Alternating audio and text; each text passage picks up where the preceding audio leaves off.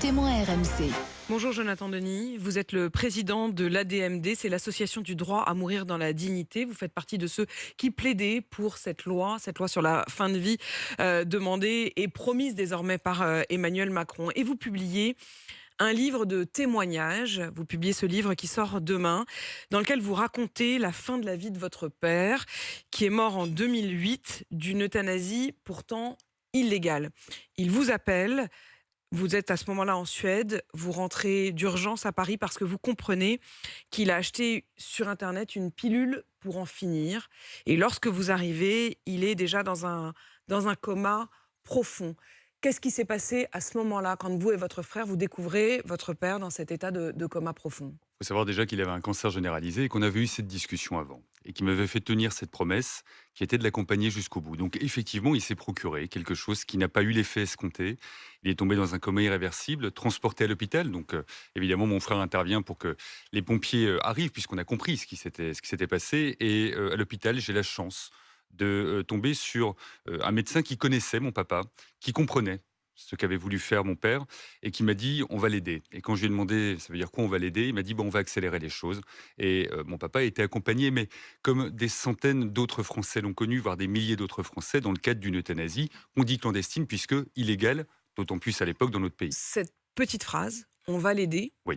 C'est ce qui fait effectivement basculer dans l'illégalité. C'est-à-dire que c'est ce qui aujourd'hui, en France, n'est pas autorisé. D'autant plus on était en 2008, donc à l'époque c'était la loi Leonetti de 2005, donc on était hors la loi, mais on serait toujours, même avec la loi Claes-Leonetti depuis 2016, hors la loi dans ce qu'a fait ce médecin.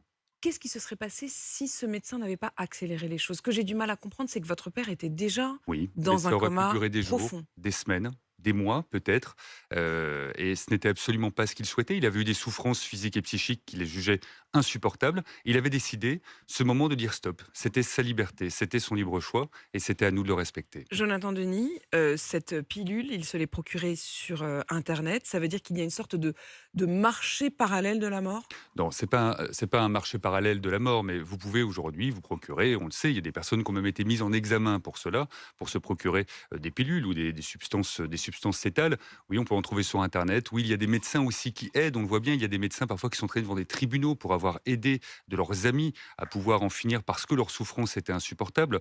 Donc oui, ça existe évidemment, mais il y a beaucoup d'autres hypocrisies qui existent et qui pointent le fait que nous devons faire évoluer la loi. Et c'est d'ailleurs la raison pour laquelle vous n'avez pas voulu dénoncer ce médecin, dont vous avez toujours préservé le secret. Vous ne sortez ce livre aujourd'hui, si je comprends bien, Jonathan Denis, que parce que justement, il n'est plus là aujourd'hui et donc vous ne le mettez plus en danger. Vous savez, ce témoignage, moi, je l'ai apporté aux adhérents de l'ADMD quand j'ai été élu président de l'ADMD il y a 2 ans et demi. J'ai jugé bon de le mettre effectivement dans ce livre, où c'est quelques pages, évidemment, puisque ce livre, c'est un livre choral où je donne la parole à de nombreuses personnes engagées dans ce combat pour une fin de libre et choisie. Mais il me semblait important d'expliquer aussi pourquoi je m'étais engagé, parce que c'est une question qu'on me pose souvent. Pourquoi à 40 ans, tu viens parler de la fin de vie, alors qu'à 40 ans, on n'est pas concerné par la mort? Si, on peut y être concerné à tout âge. Et on y est confronté avec ses proches, et on le sent bien depuis que ce débat politique aussi est lancé. Chacun y va de son témoignage. Jonathan Denis, vous avez échangé avec la ministre de la Santé il y a quelques semaines. Vous lui avez raconté cette histoire de votre père, de ce médecin. Quelle a été sa réaction ? Je vais raconter l'histoire de beaucoup de personnes. Je crois qu'aujourd'hui, Catherine Vautrin souhaite porter ce projet de loi. Ce projet de loi Auquel ne elle va pas était assez plutôt loin. défavorable initialement On dans peut son parcours aussi politique. évoluer et ne pas avoir de vérité ou de certitude. Et je reconnais que Catherine Vautrin, aujourd'hui, est prête à porter ce projet de loi. Ce projet de loi qui a déjà été travaillé aussi avec l'ancienne ministre de la Santé, Agnès Firmin-Le Bodo. Il faut reconnaître le travail qui avait été fait avec des parlementaires également.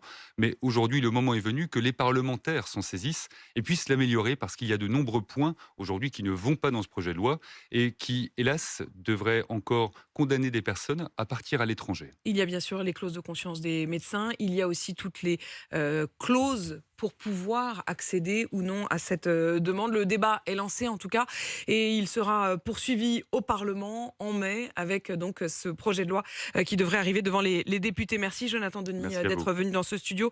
Je rappelle que vous êtes le président de l'association pour le droit à mourir, et le titre de votre livre, Mourir dans la dignité, plaidoyer pour la dernière des libertés, c'est aux éditions du Cherche Midi. Merci à vous.